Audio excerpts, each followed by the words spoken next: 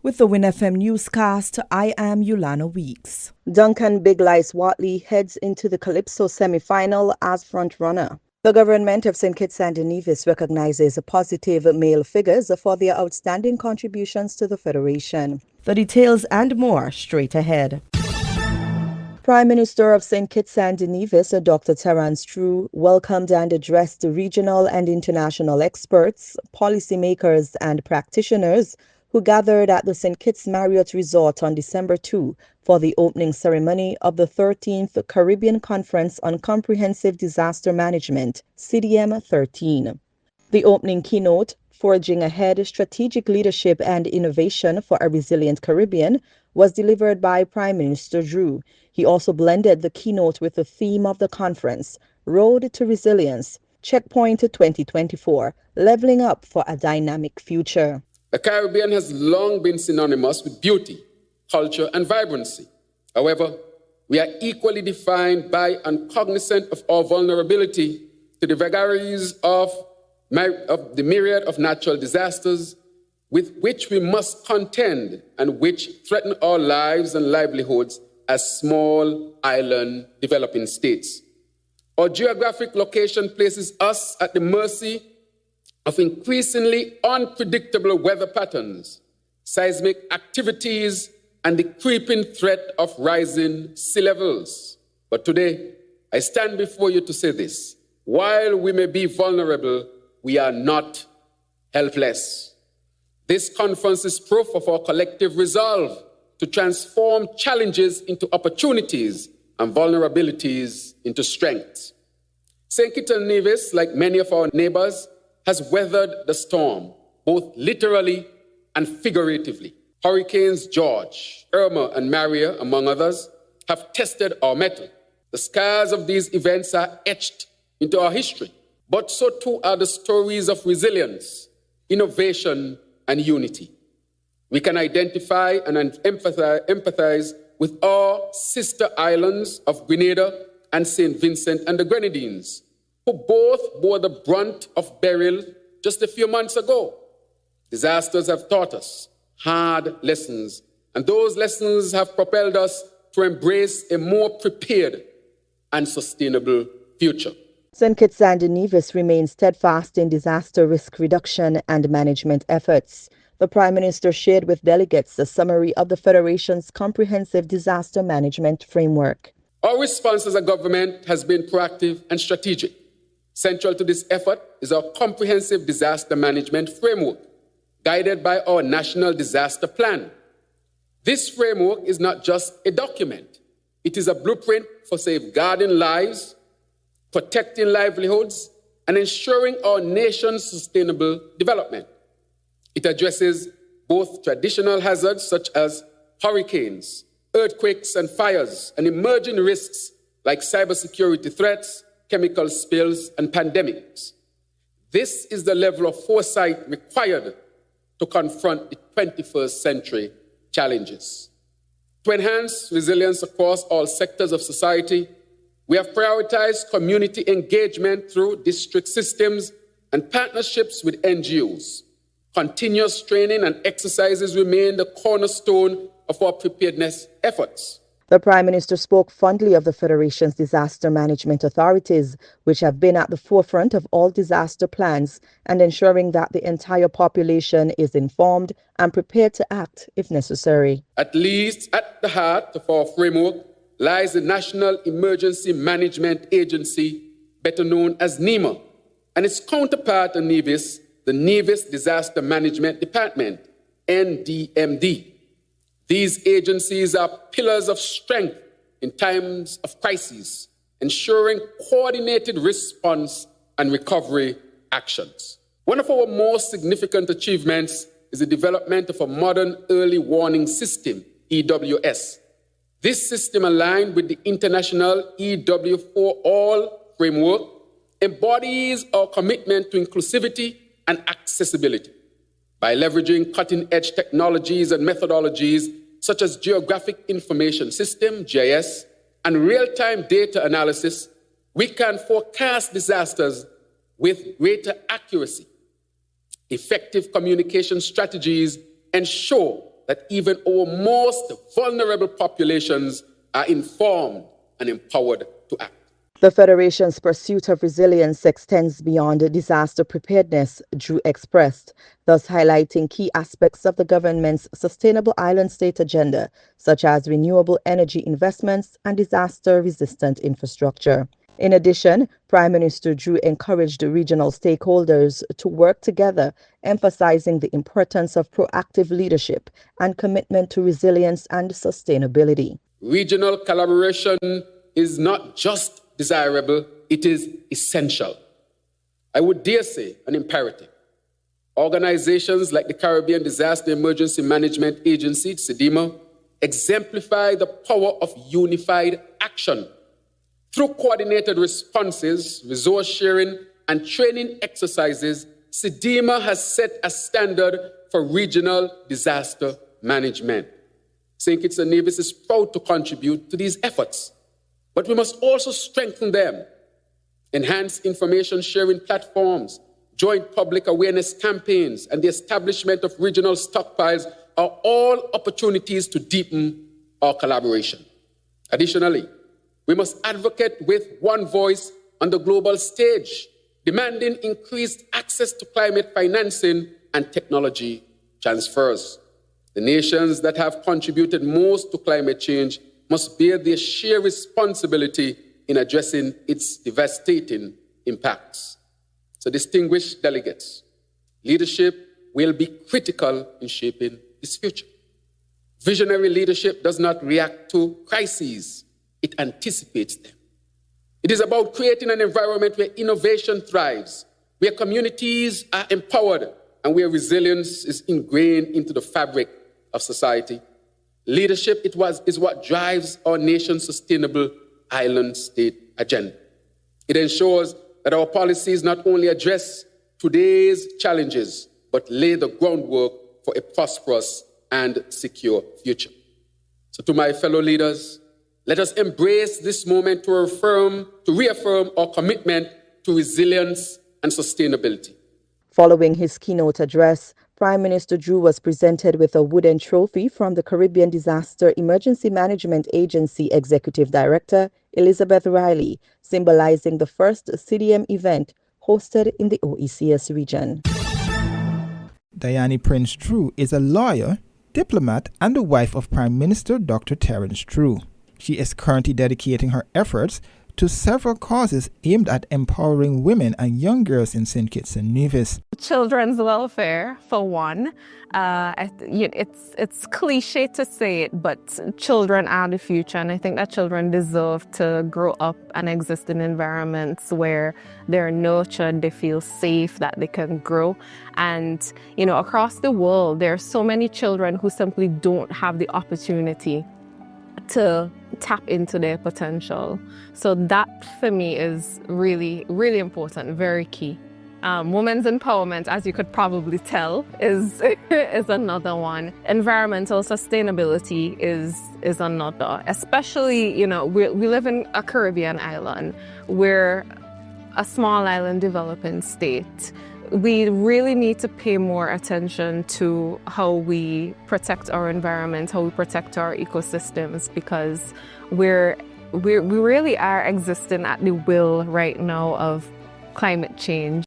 Over the years of her diplomatic career, Mrs. Prince Drew has cultivated a strong sense of Caribbean identity, with her roots firmly planted in St. Vincent and the Grenadines. Now based in the Federation, she frequently travels alongside her husband. Well, even though I grew up in St. Vincent, I consider myself a Caribbean-raised woman. I'm very deeply connected to my roots.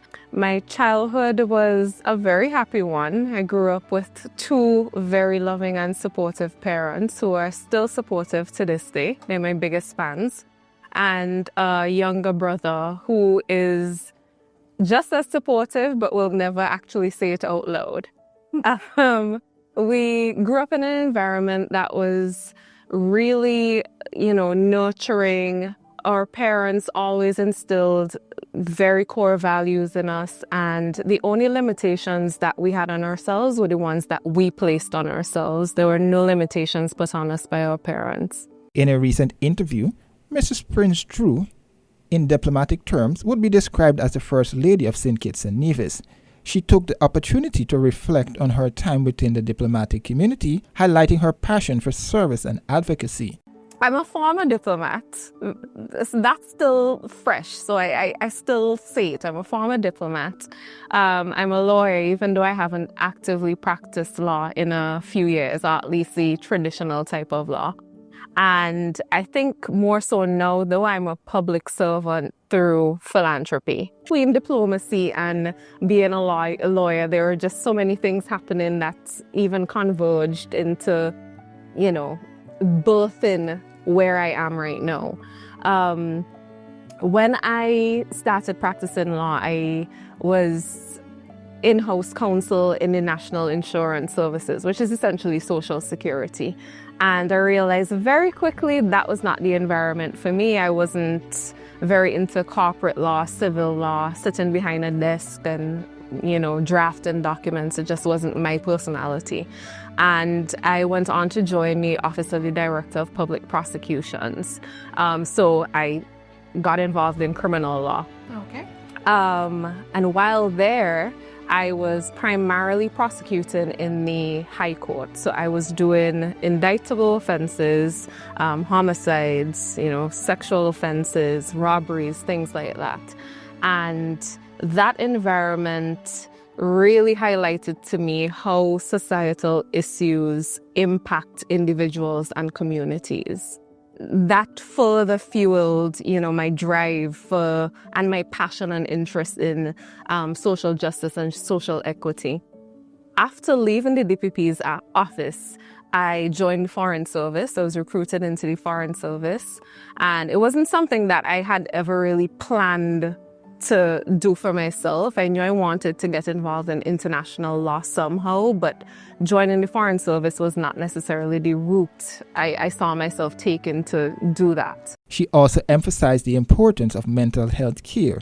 The mental, the emotional, the physical, the spiritual are all interconnected. If one is out, then everything else is off balance. So I practice mindfulness. I try to meditate as often as I can. I pray as much as I can.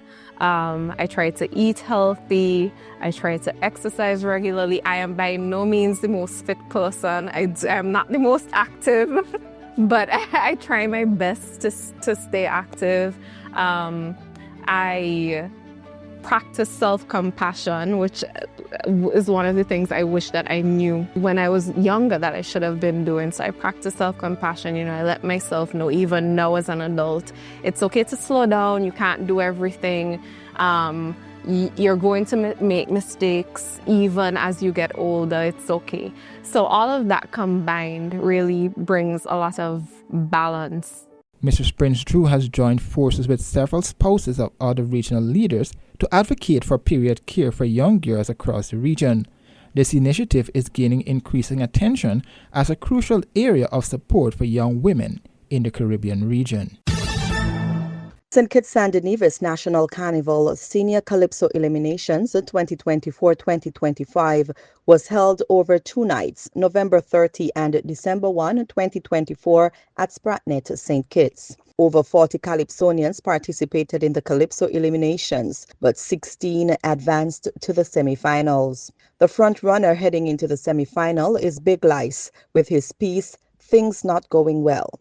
The other semi-finalists are Issa Kamal, Drew Z, Lady Karens, Queen Kibi, Isa Wasap, Lady Diva, Mighty Freddy, Hollywood, Queen Singing Jackie, Invincible, Empress Lyrics, Green Tea, Mighty Kinta, King Honesty, and Batman Polo. The alternate is Mighty Godfrey. St. Kitts and Nevis National Carnival Senior Calypso Monarch semi-final competition has been scheduled for December 12, 2024 at Sugar Apple at 7 p.m.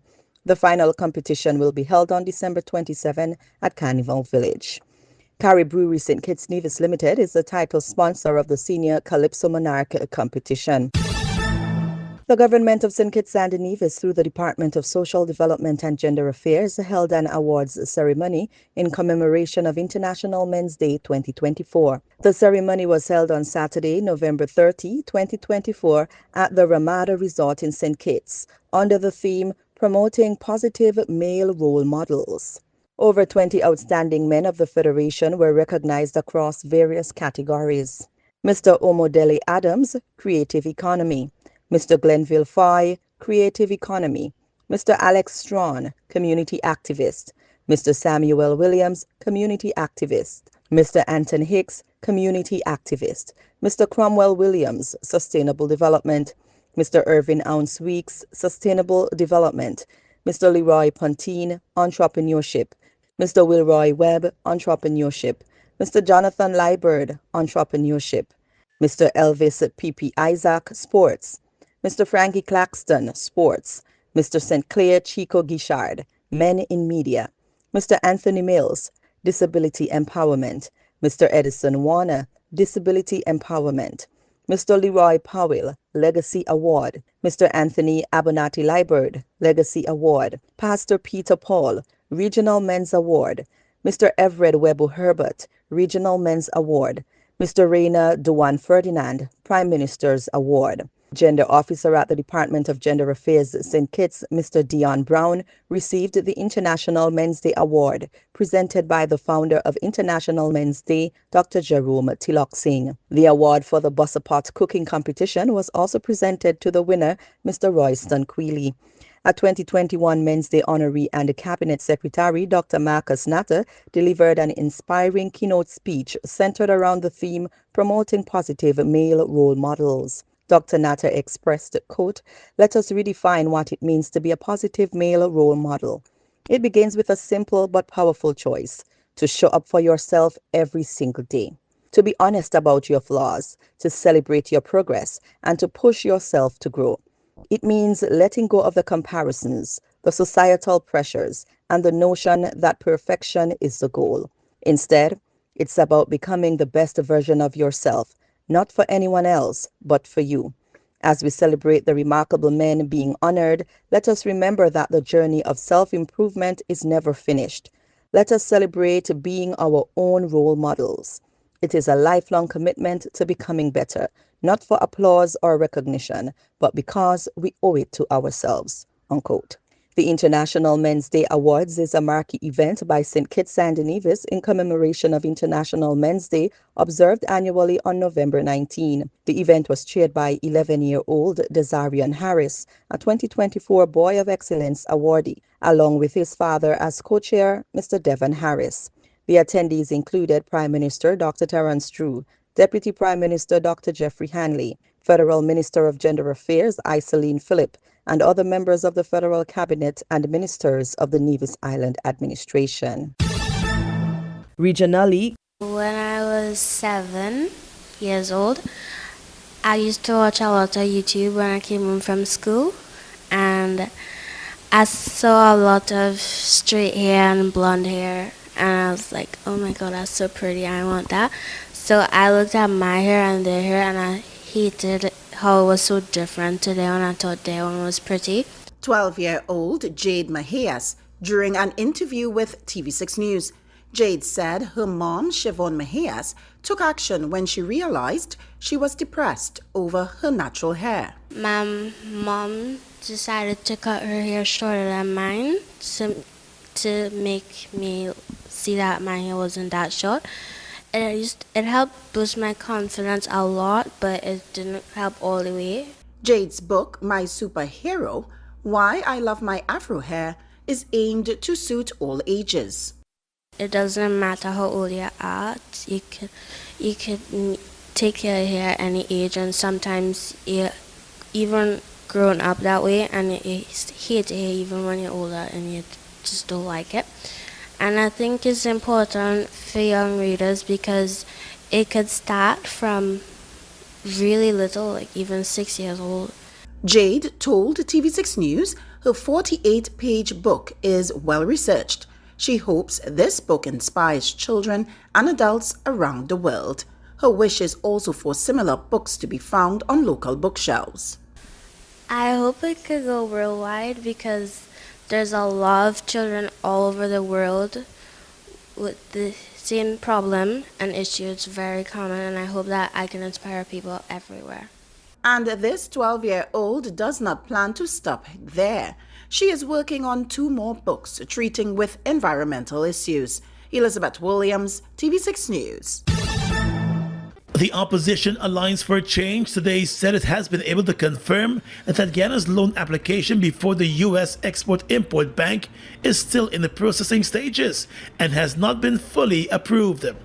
While the bank's board has approved Guyana's loan request, it still has to be approved by the U.S. Congress. On Thursday, Vice President Barrett Jagdeo told the news conference that the U.S. Exim Bank has approved a $509 million loan for Guyana for the gas-to-energy project, and that the financing will be retroactive. Guyana had applied for over $650 million.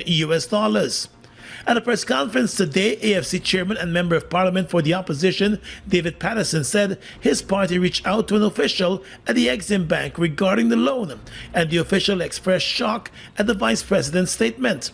Mr. Patterson said that the Exim Bank official, who he did not name, noted that the U.S. Congress is currently in transition following the just concluded elections and will not deal with any such applications now. Patterson said he was further informed that because of the new composition of the U.S. Congress, with the Republicans taking over both houses, it will take a long time before Guyana's application goes before the Congress, whenever and if it is approved. Ladies and gentlemen, this is not the first time that Jagdeo has told the nation that this project has been approved or is about to be approved by the U.S. Exim Bank. We have 41 days until the next U.S. Exim Bank meeting. So the nation will soon learn more and soon learn the truth. On the question of retroactive financing, the AFC executive noted that his party was informed that the bank has never done retroactive financing and that it is highly unlikely that such a concession will be afforded to Guyana. On the question of the Gulf Shore project, Mr. Patterson said the project is limping along, despite 58% of the budgeted cost for the power plant being expended. The opposition MP also said he recently visited the site of the construction, and from his own estimation as an engineer, the project is nowhere near completion, as the foundation for the power plant is still to be completed. We also note that the government has since changed their tune, which they started in 2020, moving from a promised 50% reduction in rates to be paid by consumers for electricity. And they're now saying, obviously, the project will significantly reduce rates. It's a prime example that the entire financing modeling for this project has been flawed, and it will not achieve anything where the PPP has said. The government has been financing the project and estimates that it will be completed by the end of next year. Internationally, workers at Volkswagen have launched rolling strikes in an escalating dispute at one of Germany's biggest employers. Their union, IG Metall, has called the action in protest against planned wage cuts and possible factory closures. The car maker says it's being hit by spiralling manufacturing costs and stiff competition from China, despite paying out billions of euros in dividends. Workers at Volkswagen factories across Germany staged a walkout protest. Their demands: a pay increase, job security, and for factories to keep their doors open. At the plant in Hannover, a huge worry is that this facility is in danger. Das Wichtigste ist, dass wir den Standort behalten. Das ist das For Wichtigste. me, the most important thing is that they keep this production Mal sehen, wie site. es bei denen aussieht. Oliver Blume, was haben Sie gestern gezeigt? 10,3 Millionen Euro. Und was verdienen wir? Was kriegen wir? Die kriegen nur noch 2.000 Euro oder 3.000 Euro. Es ist eine unfassbare Stimmung. Man sieht auf jeden Fall, dass sehr viele Leute einfach sauer sind, wütend sind, verzweifelt sind. To reel in the impact of the strike, Volkswagen said they are in emergency mode to ensure deliveries. But the unions here are pledging a fight into the winter. They're pledging to go on strikes on massive strikes starting in January to push management towards better deals for workers, because they want to avert plant closures and keep wages at the levels that they've had before. The German auto sector is also one of the country's biggest employers. Almost 800,000 people are employed in factories that cater to the auto industry. The market size of this industry is more than 300 billion euros, so the impact on local jobs is huge. Industrial titan Volkswagen and other big names like Stellantis that operates Opel and Citroën are in trouble. This spells tough times ahead for European automakers. And to talk more about this, I'm joined now by my DW Business colleague, Cassandra Sant. Good to see you, Cassandra. So the problems at VW really seem to be escalating. Yeah, and this is really the latest show of anger from these employees, because prior to 3 months ago, they had what I'm sure many of them thought was ironclad job security, and that was really snatched away from them. And so today was a 2-hour warning strike, and it's reported by the union that 66,000 employees have walked off the job so far, not including overnight strikes. But the strike today includes the union IG Metall, and they're the biggest union in Germany. They boast over 2 million members, and they're mad. Some of the signs today saying things like, "You want war, we're ready." Labor reps have said that VW wants to close at least 3 plants and axe tens of thousands of jobs, and any employees that remain would for sure see their salaries cut. But from the VW side of things, they're pointing to manufacturing costs as one of their biggest expenditures, and that includes labor costs. Okay, so this is a huge clash here, isn't it? We've got angry workers, and we've got a company saying, "What else do you want us to do?" So how does this, carry on? What happens next at VW? Right, there are talks scheduled for next week, and the VW Workers' Council leader, Daniela Cavallo, has said that those will likely set the course for either an understanding or further escalation, and her position is that they're ready for both. And while the strikes right now are limited, there's a potential for full-scale strikes in the new year. But the next steps down this path have really been clouded over by Germany's economic situation. VW's financial situation had a really big light shown on it in October when it had its Q3 filings, and there was just a massive plunge in profits. Germany is a really export-heavy economy, and these big German companies like VW have relied on exports a lot as well. And they're pointing, VW is, to declining sales in China. It's gotten to the point where last week, VW announced it's closing its operations in Xinjiang. That's a bit controversial because they've been under pressure for years to close that because of human rights concerns around the Uyghur population there, but a sign of the times no less.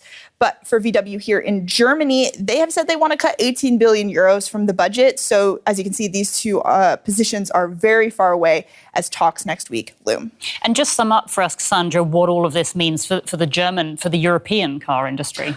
Right. Because Germany is such an export-heavy economy, these declining orders in the world's second biggest economy, China, have really started to take their toll. And it's not just VW. We're pointing to them today, but it's not just them in total. It's also BMW and Mercedes-Benz as well. They've all downgraded their profit forecasts for the near future. And these companies that also supply these car makers like Bosch, they've already announced job cuts. And this comes as the EU is moving to impose tariffs on Chinese-made electric vehicles. Those are designed to push back against what the EU views as an unfair advantage to these EVs that are made in China. But they could trigger potentially counter tariffs on European-made vehicles. And then, of course, there's the specter of the Trump administration and what is President-elect Trump's favorite word, tariffs. The most beautiful word in the dictionary. Exactly. And while there are many German companies that have operations and facilities in the United States, this is just another bit of pressure adding to the headache that these companies are facing. So with weak demand and a slow transition to electric vehicles here in Germany, the bottom line here is that this crisis at Volkswagen could really just be showing a broader crisis within the European car industry. Cassandra Sant from DW Business. Cassandra, thank you so much for putting that into context for us. Now, in other news, delegates from countries around the world are meeting in Riyadh for climate talks focusing on desertification. A top UN environmental official has called it the greatest environmental challenge of our time. But what does desertification mean? Well, it describes the process where fertile dry lands degrade into deserts due to climate change, land overuse and deforestation for agriculture. Currently, up to 40% of the world's total land area is classified as degraded. Healthy land supports nearly 95% of our food, provide shelter, jobs and protection against floods, droughts and wildfires. Yet every second, land equivalent to 4 football pitches becomes degraded, adding up to 100 million hectares annually. More than 1 billion young people under 25 rely directly on land for survival, making desertification a direct threat to their future.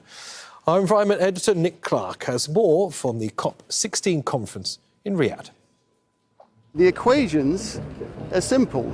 Degraded soil equals less productivity. Less productivity equals less food. Less food equals malnutrition. And it is, as you say, the most vulnerable who are impacted the most, especially children. Let's take this on now with Rania Dagesh-Kamara, who's from the World Food Programme. Rania, it's great to have you with us. So as I say, children are the most vulnerable. Tell us more about that and which countries in particular that we're talking about. Many thanks, Nick. I think hearing you say that the intersection between climate, desertification, floods and drought is partly the message that we are here to amplify. So thank you for already doing that. For us, the second message is this is reversible.